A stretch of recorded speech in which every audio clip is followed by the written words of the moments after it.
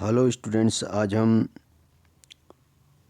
Hornbill book के 6 chapter the browning version में दूसरा लॉन्ग आंसर टाइप क्वेश्चन देखेंगे। देखो, ये इंपॉर्टेंट क्वेश्चन की श्रृंखला में दूसरा long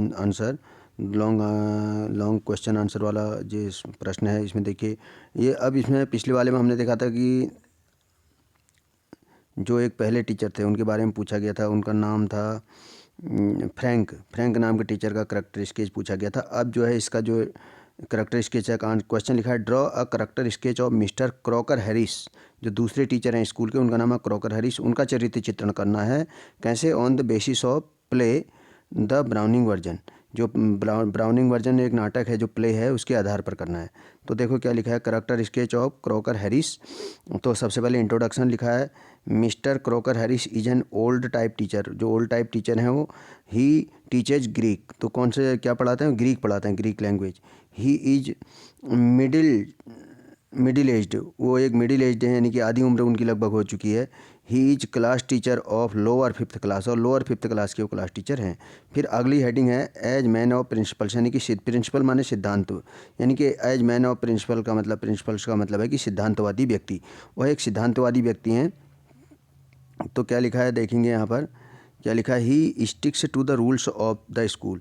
sticks to the rules of school का मतलब है कि वो स्कूल के जो रूल्स होते हैं उन पर बिल्कुल नियमबद्ध हैं। उन पर स्टिक्स मतलब जुड़े हुए हैं उनसे भली भांति, यानी कि रूल को मानने वाले हैं, स्कूल के बिल्कुल स्ट्रिक्टली रूल को फॉलो करते हैं।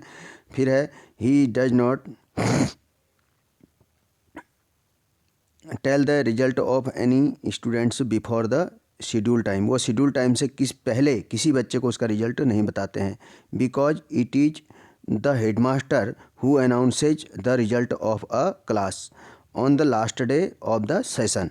तो सेशन का जिस दिन लास्ट, क्योंकि वहाँ का रूल है कि जो सेशन का लास्ट दिन होता है उस दिन जो हेडमास्टर होते हैं वो अनाउंस करते हैं क्लास के रिजल्ट को। इसलिए वो जो क्रॉकर हैरिस है उस रूल को तोड़ते नहीं है और किसी को रिजल्ट बताते नहीं है। फिर आगे लिखा है देखो, he maintains discipline. He maintains discipline in his class. अपनी क्लास में डिसिप्लिन मेंटेन करके रखते हैं। He bears a stern effect.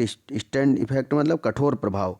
Over the boys, लड़कों पर वो कठोर प्रभाव रखते हैं। He takes the job of teaching very seriously, और जो टीचिंग है का जॉब है उसको सीरियसली लेते हैं। ही आस्क्स टैपलोव, तो टैपलोव जो एक लड़का है, स्टूडेंट है, उसका नाम है। He asks Taplov to come to school for extra work. वो एक्स्ट्रा वर्क करने के लिए टैपलोव को स्कूल बुलाते हैं। अब देखो आगे रिस्पेक्टफुल पर्सन है वो, अगली हेडिंग है रिस्पेक्टफुल। तो ये उन्हीं के बारे में, क्रॉकर हैरिस के बारे में कहा गया है। देखिए, he commands respect from his students, यानी कि वह अपने स्टूडेंट से रिस्पेक्ट पाते हैं।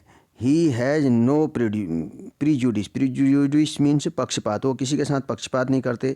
ही treats all the students equally, और सभी को समान रूप से इक्वली पढ़ाते हैं सभी स्टूडेंट्स को।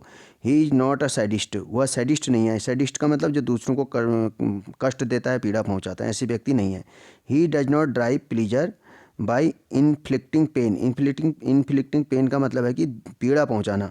तो प्लीजर मतलब प्रसन्न होने, यानी कि वो he does not drive pleasure, वो by inflicting pain to his students, अपने स्टूडेंट्स को पीड़ा पहुंचा करके वो प्रसन्न होने वाले व्यक्ति नहीं है। दिस इज वाई, मतलब इसी कारण से all the students love him, respect him and ओबे हिम। तो इसी कारण से सारे स्टूडेंट्स उनको लव करते हैं, रिस्पेक्ट करते हैं और उनकी ओबे को मानते हैं। अब कंक्लूजन देखिए, इसका समापन, his character is exemplary. Exemplary मतलब अनुकरणीय है। उनका जो करेक्टर है, उनका चरित्र है, वो अनुकरणीय है, यानी अनुकरण करने योग्य है। Such teachers are rare in modern times. ऐसे टीचर्स जो हैं मॉडर्न टाइम में रेयर है। रेयर मतलब बड़ी मुश्किल से मिलने वाले, दुर्लभ हैं इस प्रकार के टीचर। तो ये था हमारा जो था दूसरा वाला लॉन्ग आंसर टाइप क्वेश्चन। तो ये इंपॉर्टेंट क्वेश्चन है, इसको आप पढ़ेंगे, इसमें से समझेंगे और अपनी कॉपी में भी लिखेंगे।